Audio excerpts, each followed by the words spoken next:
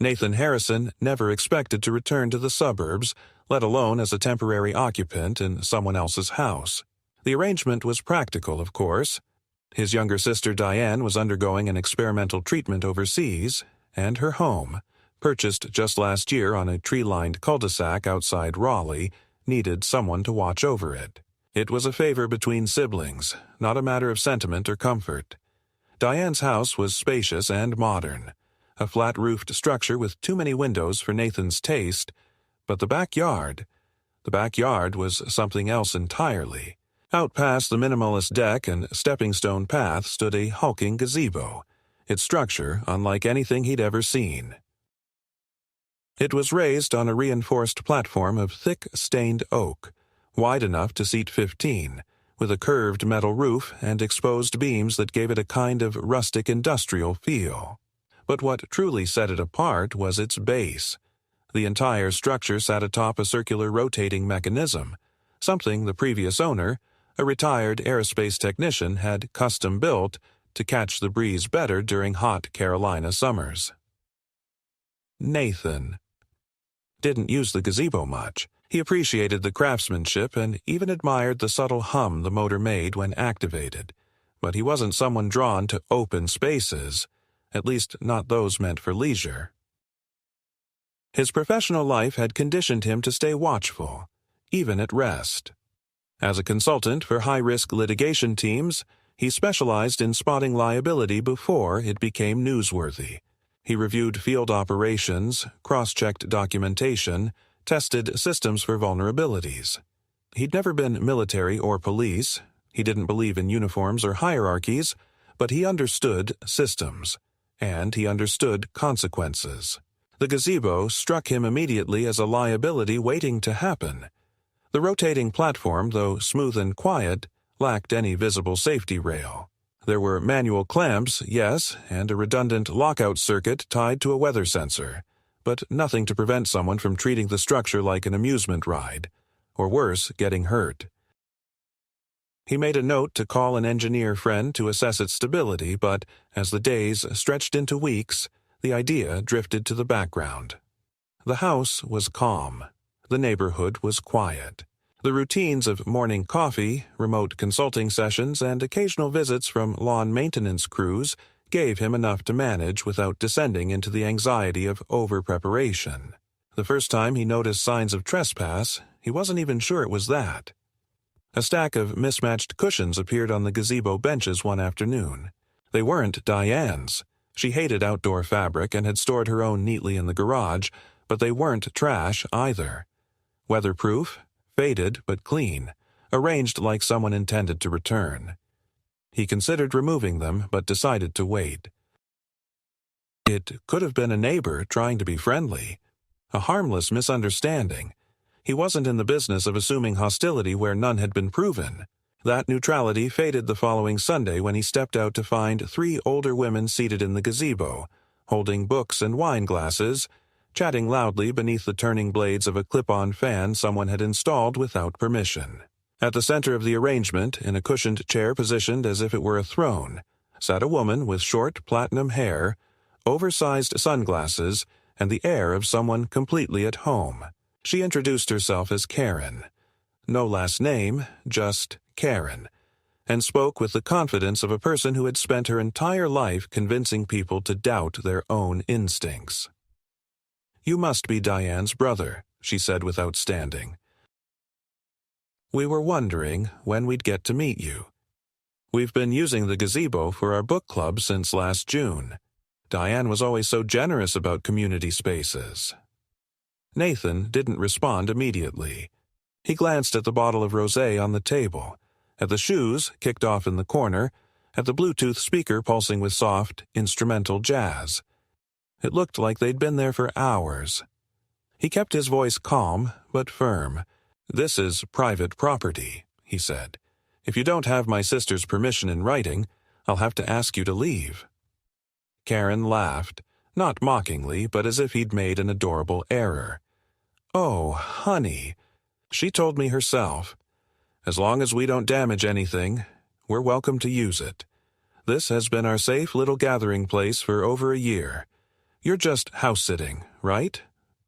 He wanted to argue. He should have. But something in her tone, the slow cadence, the deliberate casualness, made him hesitate. It wasn't fear. It was disgust. She was the kind of person who cloaked entitlement in the language of inclusion, someone who treated boundaries as suggestions and considered silence as permission. Still, he wasn't ready for a scene. The women were older. The weather was warm. He gave them an hour, then asked them to wrap up. They agreed with smiles and false gratitude, and by dusk the gazebo was empty again. He told himself it was over. He moved the cushions to the garage, took down the fan, reset the breaker controlling the rotation mechanism. But the following weekend they returned. More of them this time. At least 9. Some arrived through the back gate, others from the side path that bordered the shared hedgerow. Karen wasn't in the center anymore. She stood at the edge, arms crossed, watching him through tinted glasses as if daring him to interrupt. He didn't. He called the non-emergency line for neighborhood services. A patrol car came by 2 hours later, spoke to the group, and left without asking anyone to move. He was told the officer couldn't intervene on a property dispute without clear documentation of trespass or damage.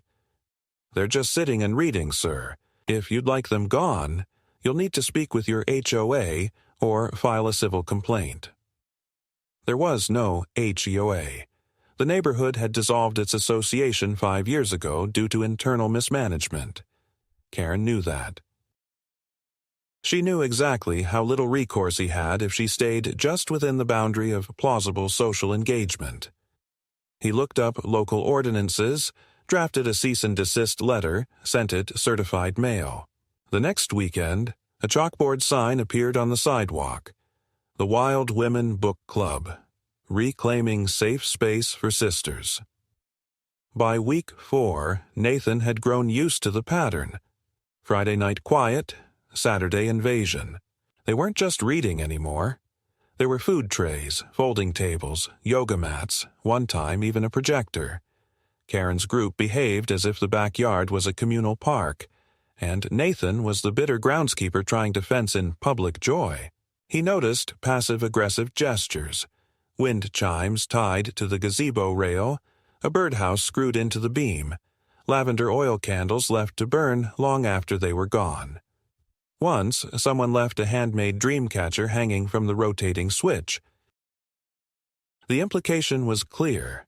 This wasn't just a casual club. It was ritualistic, almost cult-like, and it was rooted in the belief that Nathan didn't matter. But he did. And, more importantly, the structure they were abusing wasn't designed for this. The base was not meant to support constant weight or sudden shifts. Nathan had run diagnostics through the smart panel in the shed. The platform was showing unusual load strain. If it failed during one of their events, someone could be seriously injured. He couldn't let that happen, not out of spite, but out of responsibility. And if nobody else was going to enforce the boundary, then he would. Carefully, strategically, without emotion. What he didn't know yet, what he couldn't know, was that his next move would trigger something far more layered than a neighborhood spat. Beneath the surface of Karen's relentless intrusions was something colder, more deliberate. She wasn't just a neighbor, she was a strategist in her own right, and the gazebo, with all its creaking charm and engineered elegance, was about to become a battlefield. The breaking point came quietly, without warning or spectacle, in a way that only truly calculated violations do. It was a Tuesday morning, a day when Nathan typically took 2 client calls, checked his sister's mail, and walked the perimeter of the property to inspect for wind damage or anything unusual. He'd begun to establish routines not out of comfort but out of necessity. Maintaining order was a defense mechanism, especially when the erosion of boundaries had become so persistent and absurd it almost bordered on surreal. That morning, as he stepped into the backyard with a mug of black coffee and a clipboard of to-do tasks, he immediately noticed the latch on the side gate was unhooked. It wasn't broken. There were no signs of forced entry. It was simply unlatched, as if someone had walked through it and quietly decided it no longer needed to close behind them. His gut tightened. He didn't call anyone. He didn't start shouting. He just walked. And there they were, 6 of them. Not 9, not 12, just 6 this time, sitting in a perfect crescent arrangement inside the gazebo, as though they were reenacting a scene from some New Age play. Karen stood at the center, in front of a flip chart mounted on an easel, on which she had written in sweeping lavender ink, "Books as Tools of Collective Reclamation." Underneath, bullet points. One read, "Occupy softness." Another, "Space is memory." A third, "Resistance begins at home." As Nathan approached, his shoes pressing against the grass with careful weight, Karen turned toward him and said, without introduction, without greeting, "We're in the middle of a reflection. Please don't interrupt." He didn't answer her. He looked to the left and noticed that someone had plugged an extension cord into the outlet near the deck and snaked it across the lawn to power the electric kettle and Bluetooth speaker. The speaker was playing ambient nature sounds, fake bird calls, a babbling brook loop. On the table beside it sat a small stack of paper envelopes marked with handwritten names. Each participant had apparently received a personalized reading guide. Nathan stood still for a moment, assessing the scene. The base of the gazebo, that circular rotating platform he had taken such care to monitor, was humming faintly, as if someone had activated the manual override he thought he'd disabled last week. He stepped closer. Karen's eyes narrowed. "This," she said, waving toward the group, "is what healing looks like. I know men like you aren't always comfortable with it, but I suggest you start learning." Nathan ignored her and reached for the power strip, pulling the plug. The speaker fell silent. The kettle powered down. The women gasped audibly, not from fear, but from affront, as if he had spat on a sacred altar. One of them, a tall woman in flowing gray linen, said, "That was incredibly aggressive." Another added, "You don't own the air here, you know." "I own the land," Nathan replied, his voice flat and unwavering. "This isn't a park. It's not a commune. It's not an annex to your social lives. It's a private residence. One more trespass and I'll be filing a report." Karen took a step forward, arms folded, chin slightly raised, the way people do when they've already crafted the next move in their head. "You're making a scene in front of witnesses," she said calmly. "And I think it's important you understand how your energy is being perceived right now. This isn't about land. It's about community stewardship, about memory. Your sister understood that. She supported us." "My sister," Nathan said, meeting her gaze with calculated precision, "is undergoing radiation treatment in Austria. She hasn't spoken to anyone outside the hospital in 3 weeks. So, unless you have a signed, dated agreement with her, which you don't, you've got about 15 seconds to start packing." The stare-off that followed was neither dramatic nor cinematic. It was cold, stale, bureaucratic. Karen knew he had the legal right, but she had social momentum, a practiced narrative, and the audacity to spin confrontation into victimhood. Still, she left. Slowly, deliberately.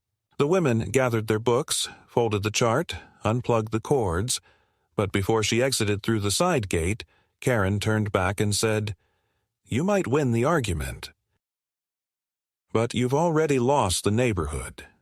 Then she smiled, a dead, rehearsed smile, and disappeared. Nathan didn't respond. He didn't follow. He went back inside, sat at the dining table, and wrote everything down. Date, time, names he recognized, audio levels from the speaker, the extension cord path, the quote on the chart. Documentation wasn't revenge. It was protection. He sent the report to Diane's attorney, requested an incident log be established in case of future complaints. He also reached out to a third-party residential inspection service and scheduled a formal property scan, wanting verification of damages or unauthorized modifications. It wasn't enough to be right. He had to be able to prove it, to build a chain of evidence that couldn't be twisted by Karen's emotional theater. 2 nights later, he returned home from the pharmacy and noticed a thin sheet of paper tucked under the windshield wiper of his car. It was printed on heavy stock, with cursive font and stylized borders. At first, he thought it was a party invite or a passive-aggressive neighborhood flyer. But no. The heading read, "Notice of Collective Concern." The letter, unsigned but clearly authored by Karen or someone acting under her direction, claimed that several residents were alarmed by Nathan's pattern of social isolation and hostility, and recommended he attend a community conflict resolution circle. It didn't cite any specific incidents. It referenced tone, vibe, and territorial defensiveness. Nathan read it twice, then folded it and placed it into his file. It wasn't funny. It was strategic. Karen wasn't trying to win the right to use the gazebo. She was trying to build a dossier, or at least the illusion of one, that painted him as unstable. That way, when she returned, which she certainly would, any resistance could be recast as aggression. Any assertion of ownership could be spun as paranoia. She wasn't fighting for access. She was manufacturing a narrative. He stepped into the backyard the next morning and found the gate relatched. Incorrectly. Someone had entered again. This time, they left behind a ceramic bowl on the table, filled with wildflowers and incense cones. Next to it was a laminated card that read, "Hold the space with peace." There were no footprints, no witnesses, just presence and silence. Nathan picked up the card, examined it, then tossed it into the trash. Then he walked to the utility shed, opened the control panel to the gazebo's base, and activated a manual override. The base hummed louder now, more direct. He entered diagnostic mode, and from there he began adjusting speed tolerances. Not dangerously, not recklessly, but intentionally, because if Karen wanted to keep stepping into the circle, then next time, it would spin. By the end of that week, Nathan had locked the side gate, programmed the gazebo's rotation panel to require biometric confirmation, and reinstalled the overhead camera facing the path from the hedgerow. None of it was rash. Everything had been measured, calculated, done not with the fury of a man defending his turf, but with the cold precision of someone who had spent his career documenting patterns, anticipating the next move in a game that others mistook for chaos. What he hadn't anticipated, or perhaps hadn't admitted to himself, was that Karen wouldn't return with another book or another tray of crackers and goat cheese. She would return with a story, told not to him but around him, and by the time he realized the extent of it, the story would already have legs. It started with a neighbor, not one he knew by name, just someone who lived across the cul-de-sac, who offered a polite wave when Nathan checked the mail or watered the front hedges. That neighbor, a man in his late 60s with the quiet demeanor of a retired civil engineer, stopped waving. Then, a few days later, a woman walking her golden retriever crossed the street when Nathan came outside. Subtle, barely noticeable, but not unintentional. The real shift came in the form of a letter slipped into his mailbox. Unmarked, no return address. It began with the phrase, "Several of us have noticed," and went on to accuse Nathan of disruptive behavior, emotional volatility, and, most absurdly, verbal intimidation of female residents. It made no specific claims, no dates or witnesses, just tone, concern, community values. Nathan scanned the letter, read it twice, and felt a cold calm settle over him. He wasn't being warned. He was being cornered. Karen was softening the terrain. She wasn't trying to win the gazebo. She was trying to isolate him socially, to erode any goodwill he might have in the area before he even realized how much had shifted. And it was working. Passive silence from neighbors was turning into quiet complicity. He noticed the stairs, the longer-than-usual glances from porch chairs, the cars slowing just slightly when he backed out of the driveway. It wasn't paranoia. It was theater, and Karen was staging the second act. The next escalation came through official channels. Not police, but something worse in its ambiguity. A letter from the county office informed him that a complaint had been submitted regarding unauthorized structural modifications on a permanent outdoor fixture. It cited the gazebo by coordinates and described the modifications as motorized. Rotation system not disclosed in property development records. Nathan knew exactly what this was. Karen had submitted it, or someone she'd enlisted had. She couldn't claim the structure for herself, so now she was trying to get it flagged, inspected, potentially red-tagged. If it was declared a hazard or a violation of code, it could be dismantled under administrative order. Not because it was dangerous, because it was inconvenient to her narrative. Nathan responded immediately. He drafted a formal appeal, attached permits, maintenance logs, and engineering diagrams left by the previous owner. He scheduled a private inspection with a licensed civil engineer and submitted the findings along with his rebuttal. But he knew how bureaucracy worked. It wasn't about facts. It was about who framed the first story. While his paperwork passed cleanly, the county flagged the gazebo as under review, pending further evaluation. It wouldn't be removed, but it wouldn't be protected either.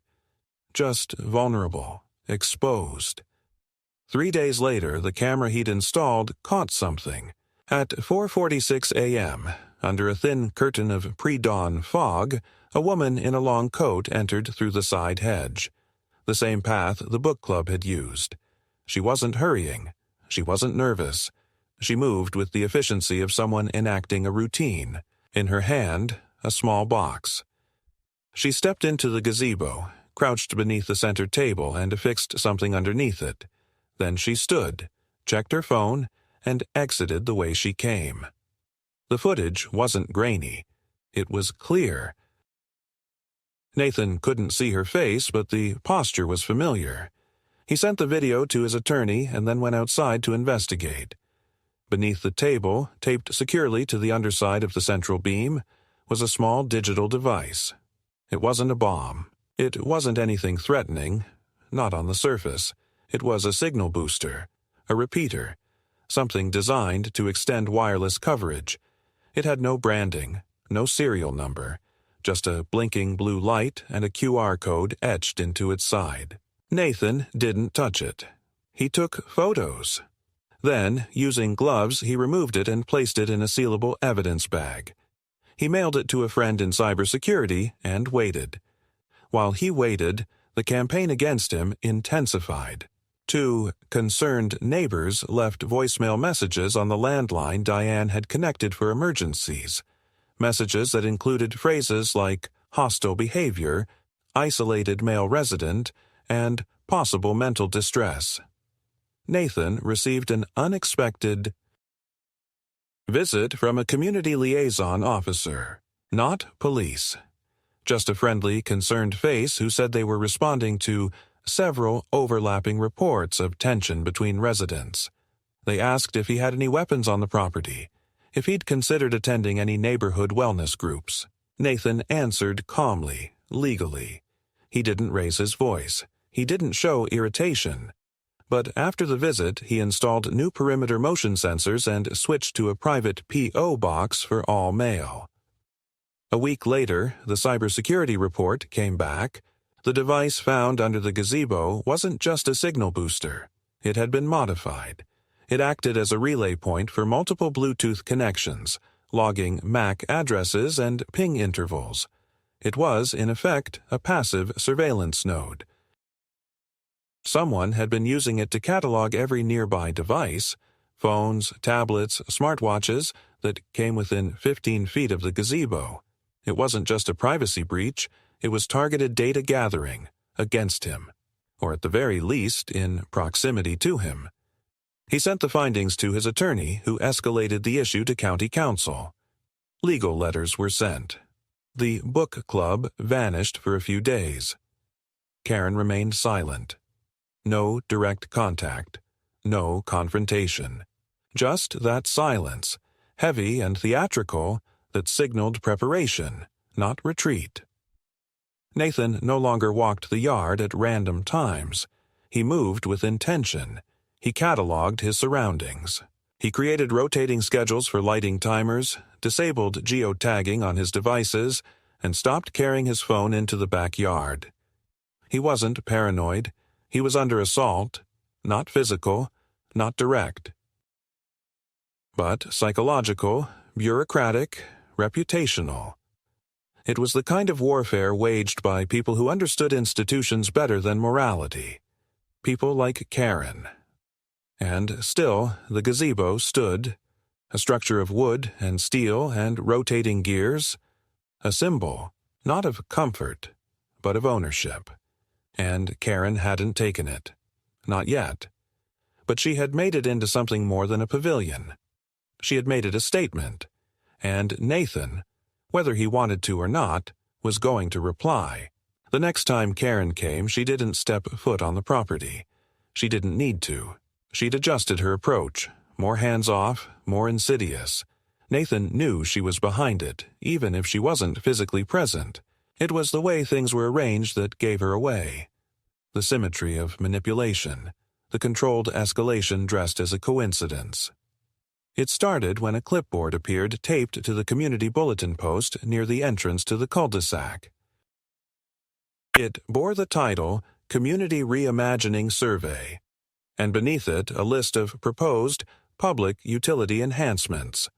Among them, shared mindfulness spaces, seasonal gathering pavilions, and inclusive literary installations. Most residents wouldn't think twice reading those phrases, but Nathan had lived too long in the world of vague liability and soft intrusion not to recognize exactly what this was, coded language for trying to claim pieces of private property under the guise of communal well-being. The only thing missing was a direct mention of the gazebo. He didn't react. Not publicly. He copied the list, took a photo of the survey, and checked the signatures scribbled beneath. 3 were Karen's regular guests. 1 was a name he didn't recognize, probably fake. The others were real people, neighbors, ordinary ones. They weren't conspirators. They were just nudged in the right direction, offered a language that sounded noble, an excuse to pretend the line between private and public had always been blurry.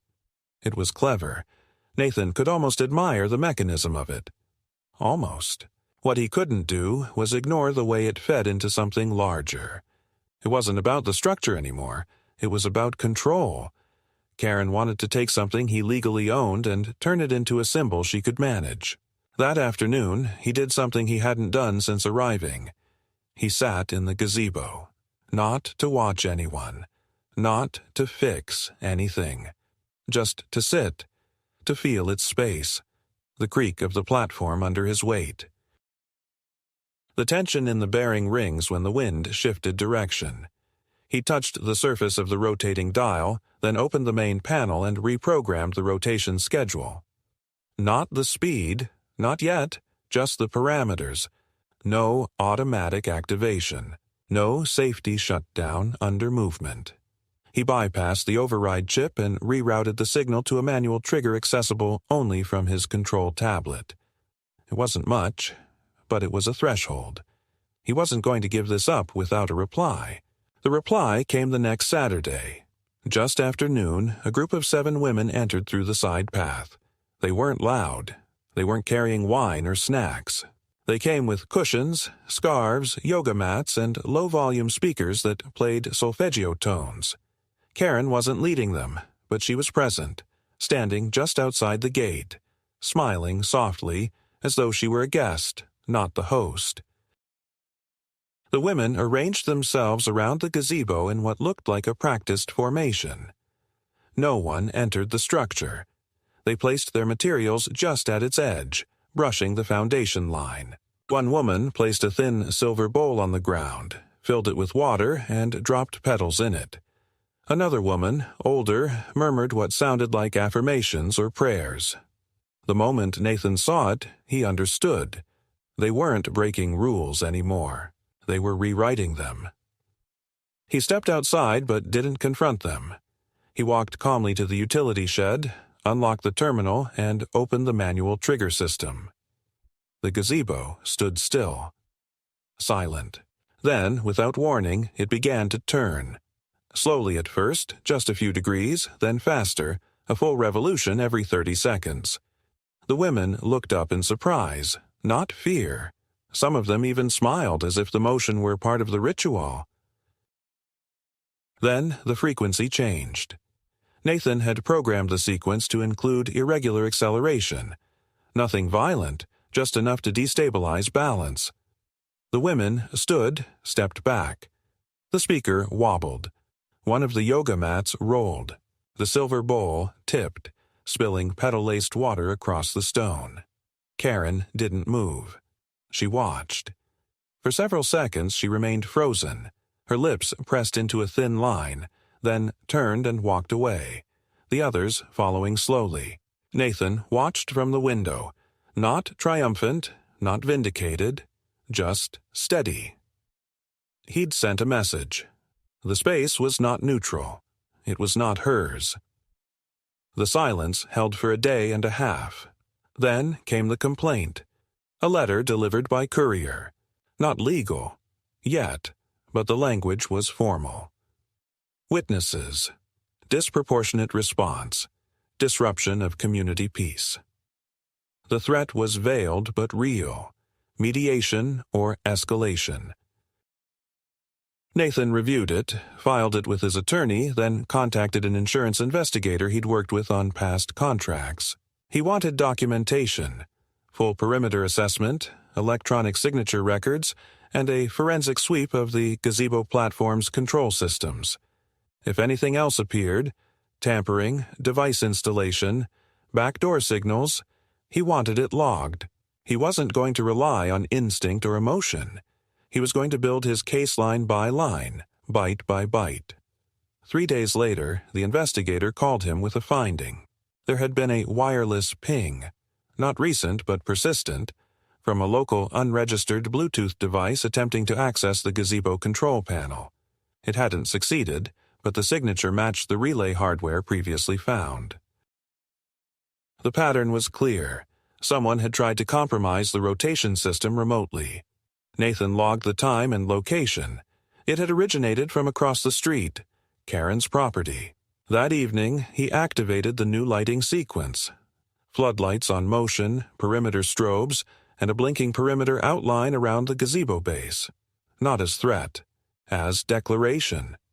This space was active, protected, claimed, and any further steps toward it would no longer be met with warnings. The next strike did not come through a door or gate, nor through wires or devices hidden under beams. It came through paper. A folded envelope slipped under the front mat, not mailed, not delivered with any form of formality, simply placed there like a relic from another time. The handwriting was deliberate, too careful to be casual, and the smell, faint perfume, a dated floral note, confirmed what Nathan already knew. This was Karen's doing. Inside was a letter, 3 pages long, written in what she likely believed was a conciliatory tone. She spoke of overlapping understandings, of the moral elasticity of community boundaries, and of the importance of legacy over legality. She never once acknowledged that the gazebo was not hers, nor that her presence on the property had been unauthorized from the beginning. Instead, she reframed everything as a misunderstanding born from conflicting interpretations of space and intent. The phrase that stuck in Nathan's mind, because it was the only one underlined, was this: "We are all guests on this land." He didn't laugh when he read it. He didn't throw the letter away. He placed it into the growing file in his home office and sat for 20 minutes in silence, considering what came next. That silence was broken by a phone call, not from an attorney or the county inspector, but from Diane. his sister. It was the first time they'd spoken in over a month, and her voice was weaker than he remembered, but steady. She told him she'd received an email from a neighbor, someone claiming to be concerned about Nathan's mental and emotional state. The email suggested Diane check in before things spiral, included vague language about behavioral red flags, and implied that tensions with neighbors were becoming increasingly volatile. Diane, to her credit, didn't believe a word of it, but she was scared, not of Nathan, but of what kind of people would go to such lengths behind the scenes. He assured her everything was under control, and while he meant it in terms of planning, he knew control itself had become fluid. Karen didn't need to own the gazebo to dominate the conversation around it. That same night, the camera feed on the west side of the property, the one aimed at the hedgerow, went black. Nathan checked the cabling, the recorder, the power source. Nothing had been cut or shorted. The device had simply been disabled remotely. Someone had used an over-the-air signal to brick the unit. He ran diagnostics, confirmed that a rogue pairing attempt had been logged from a nearby device 2 hours earlier. It was the same signature that had pinged the gazebo's control panel a week prior. That was the moment Nathan stopped thinking in terms of passive protection. He wasn't just dealing with entitled manipulation. He was under active attack. Subtle, legalistic, deniable, but real. He took the next step. He called in a full-spectrum counter-surveillance contractor, an old contact from a litigation security firm in Atlanta. The man came under the name Jonas, arrived without fanfare, and spent 3 days quietly scanning the property. Jonas didn't ask questions. He only provided results. And what he found turned everything on its head.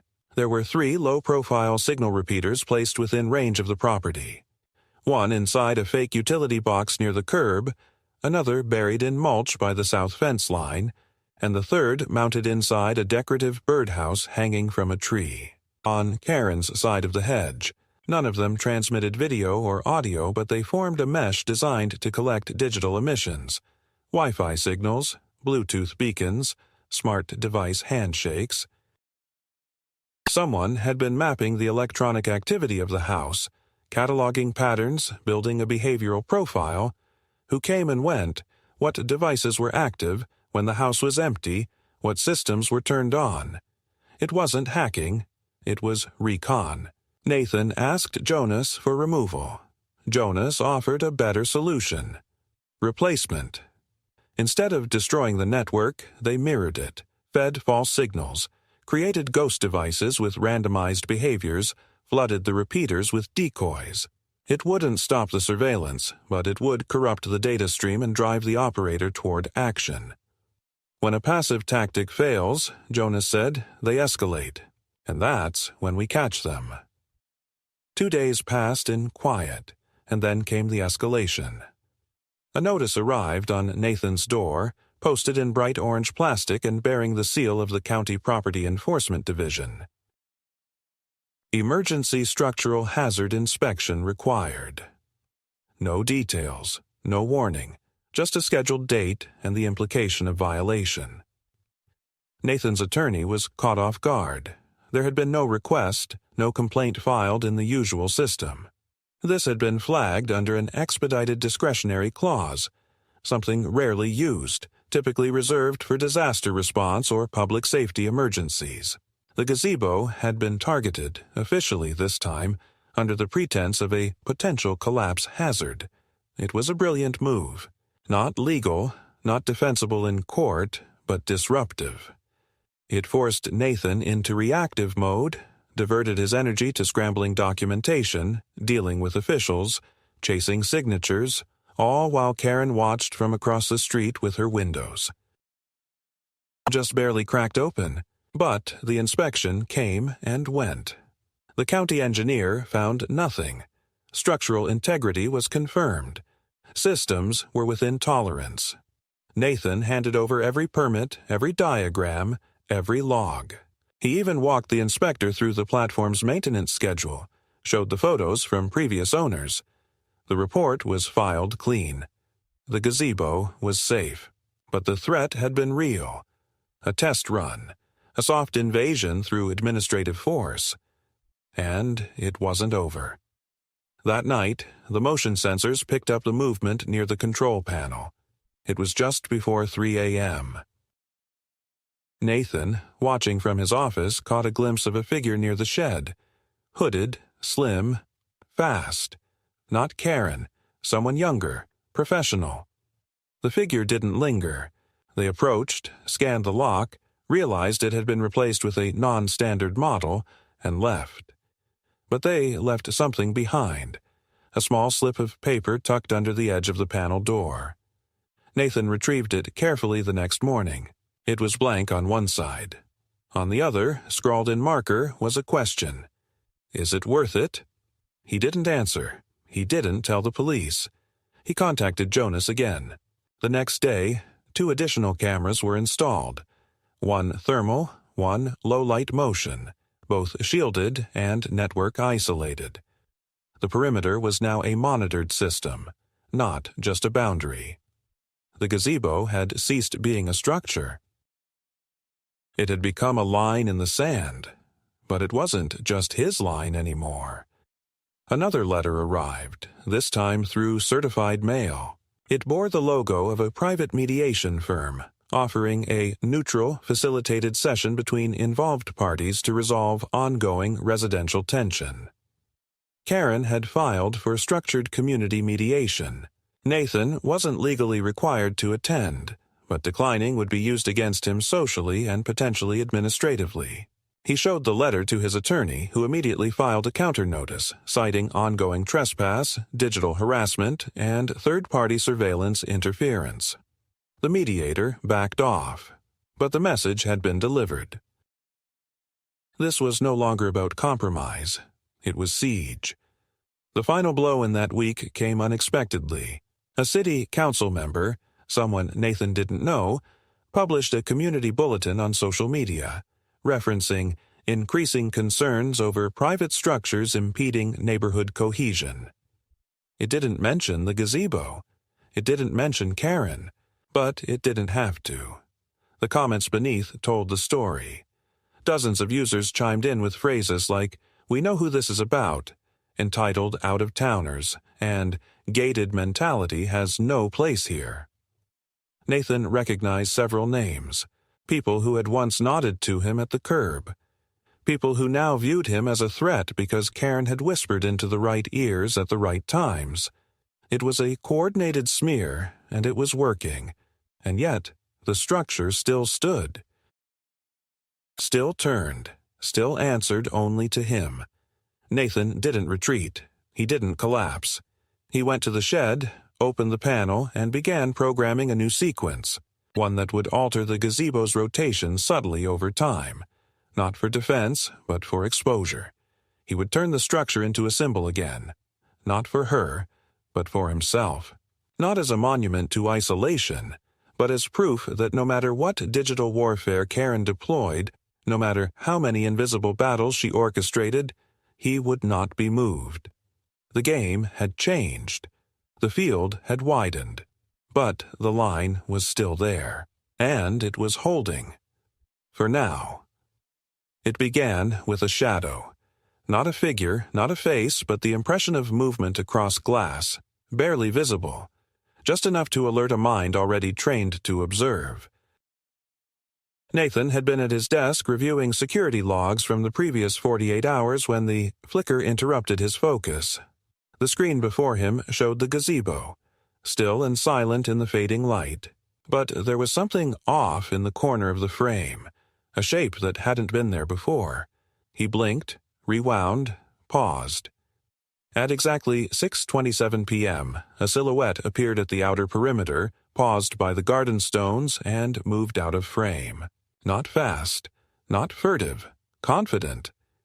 The timestamp was damning not because of what it revealed, but because of what had happened an hour later. A knock at the front door, unexpected and slow. When he opened it, Karen stood there alone, wearing a gray shawl and holding a folder in both hands like it was something sacred. There was no smugness, no theatricality, just a flatness in her tone that felt unnatural. She spoke calmly, offering him what she called a final gesture of peace. Inside the folder were 2 items: a draft of a neighborhood-wide petition to create community-managed tranquility zones, and a printed notice of a planned open event, scheduled for the coming Saturday, an unlicensed gathering titled Collective Renewal at the Circle. The location listed: Diane's address, Nathan's property, his backyard. He didn't respond. He simply stared at her, at the audacity framed as outreach, at the quiet confidence of someone who believed she had already won the room. Karen, undeterred, said, "You can stop fighting. It's not personal. It's symbolic. That space was never meant to be hoarded. It was meant to be shared." Nathan asked if she intended to trespass again. She replied without blinking, "We're not trespassing.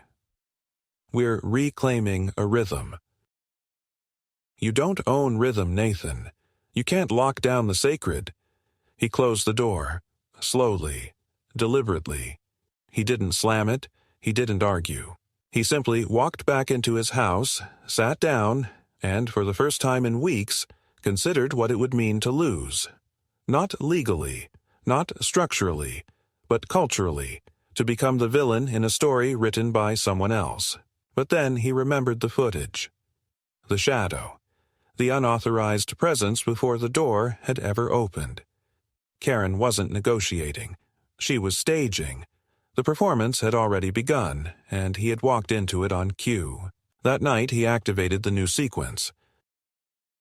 The rotation mechanism in the gazebo had been recalibrated over the last few days, modified to produce micro-oscillations.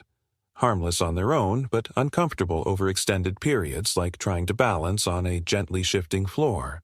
It wasn't sabotage. It was feedback.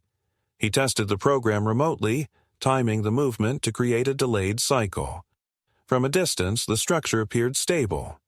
Only those inside would notice the shift, a growing sense of imbalance. It was psychological pressure, designed not to harm, but to unsettle. Saturday arrived too quickly. At precisely 10:45 a.m., people began to gather. Not on the property, but just outside it, spilling onto the sidewalk and lining the street in clusters. Most of them were unknown to Nathan. Some were familiar from Karen's earlier events. A few held handmade signs with phrases like "Space is for all" and "Healing is not a threat." There were no cameras, no chants, just presence, passive pressure. At 11:12 a.m., Karen entered through the side path. Not alone this time, but flanked by 4 people carrying yoga mats and a collapsible altar. She didn't look at the windows. She didn't knock. She simply proceeded as if everything had been pre-approved. Nathan watched from the upstairs hallway, every camera live, every sensor armed. The group moved in a practiced formation, entering the gazebo, setting up folding chairs, burning sage, adjusting scarves around their shoulders like clerical robes. And then, as if on cue, one of them activated a portable speaker. Music began to play. Ambient, pulsing, designed to fill silence with artificial calm. The sound vibrated through the floorboards of the house, not loud, but invasive, like a whisper in a library. At 11:24 a.m., Nathan activated the sequence. The rotation began slowly, barely perceptible. The women continued their ritual, seemingly unaffected. But then came the shift, a subtle tilt, not enough to cause panic, just enough to force micro-adjustments in balance. One woman stood, then sat again. Another looked down at her feet. Karen remained seated, eyes closed, breathing deeply. At 11:28, the tempo increased. The speaker began to slide. Cushions shifted. The scent of the burning sage began to trail unevenly as the airflow distorted. Still, no one moved to leave. They believed this was a test, a trial of resolve, a moment to reclaim authority through stillness. At 11:31, Nathan activated the next sequence. Oscillation mode. The platform began a shallow circular rocking, designed to mimic instability. The sensation was disorienting. One woman clutched the armrest of her chair. Another reached for Karen's shoulder. Finally, the group began to murmur. Karen opened her eyes, looked up toward the house, and mouthed something. Not a threat, not a curse, just a single word Nathan couldn't read. At 11:33, the first woman left the gazebo. At 11:35, the second. At 11:38, only Karen remained. She stood slowly, walked to the center of the structure, and placed a folded piece of paper under the central beam. Then she turned, walked down the path, and disappeared behind the hedges without a word. Nathan didn't retrieve the paper until dusk. He waited until every guest had left, until the last of the sidewalk sympathizers had dispersed. The note was handwritten. 3 sentences. No threats. No apologies. Just this. You can break motion. You cannot break memory. The circle outlives the keeper. He read it once, folded it, and added it to the file. He did not feel victorious. He did not feel relieved. He felt something deeper, not peace, but clarity. Karen had pushed as far as she could without breaking the law. She had built a story and then retreated into it, leaving others to hold the space she could no longer enter. But she was finished. Not because he had destroyed her efforts, but because he had refused to play the part she wrote for him. The structure stood. The lights remained on. The cameras recorded silence. And Nathan, at last, sat alone in the gazebo, not to defend it, but to reclaim it. Not as a symbol, but as a place. Not as a battlefield, but as a perimeter redrawn. The quiet that followed was not peace. It was suspension, a sort of residual tension that hung in the air even after the last trace of conflict had been swept away. For days, Nathan kept expecting something else to happen. Another knock, another letter, another veiled attack masked as community outreach, but nothing came. The sidewalks remained empty. The bulletin board at the cul-de-sac entrance no longer bore laminated quotes or mindfulness surveys. The hedges, once trimmed to form an informal corridor between his property and Karen's, now grew thick and unshaped, reclaiming their role as barrier rather than bridge. The neighborhood seemed to exhale in his direction without looking at him directly, the way people acknowledge the end of something uncomfortable without admitting they had ever participated in it. Karen herself didn't return. Her car disappeared one afternoon during a rainstorm, and by the end of the week, the window blinds in her house remained shut even in broad daylight. Word filtered in slowly, through half-conversations overheard at the local grocery or subtle mentions in passing. She had stepped down from the community circle group she founded, had taken a break from all wellness projects, was focusing on healing privately. No one said her name in front of Nathan. No one asked questions. They simply moved around him now like he was part of the architecture. Solid, immovable, not to be disturbed. The gazebo, however, was different. Nathan kept the systems running, not in defiance, not out of spite, but because he didn't want to surrender the function of the space to memory alone. He removed the internal rotation drive from active duty, reprogramming it to function on a schedule. A single, slow turn every other Sunday morning. A symbolic rhythm of presence rather than protection. He installed new lighting under the beams. Soft, indirect, practical. No camera angles, no deterrence. Just illumination. The structure returned to what it had been originally designed to be. A space that moved with the wind, not against it. He spent more time out there now, usually in silence, with a book, or sometimes just watching the motion of the shadows as the platform slowly shifted position. He did not invite anyone. He did not speak of what had happened. It wasn't secrecy. It was choice. The war had not left scars on his property, but it had changed the way he occupied it. He no longer looked over his shoulder when stepping outside. but he also no longer assumed the neutrality of space. Everything could be claimed. Everything could be rewritten. The difference was knowing when to hold the pen and when to put it down. Diane returned in early spring. The house was still hers, but the tone of their conversation shifted. She asked if the gazebo was still haunted, half joking, half weary. Nathan smiled and said only, "Not anymore." He did not mention the files he had compiled, the logs, the signatures, the coded devices still bagged and stored in a locked cabinet. He didn't need to. She had seen enough in his tone to know that something had ended, and that its ending hadn't come cheap. One afternoon, as they sat under the slowly turning ceiling of the structure, a soft breeze catching the rim just enough to make it sway, Diane turned to him and said, "Do you ever think she actually believed she was right?" Nathan didn't answer at first. Then he said, "I think she believed the story worked better with her in the center, and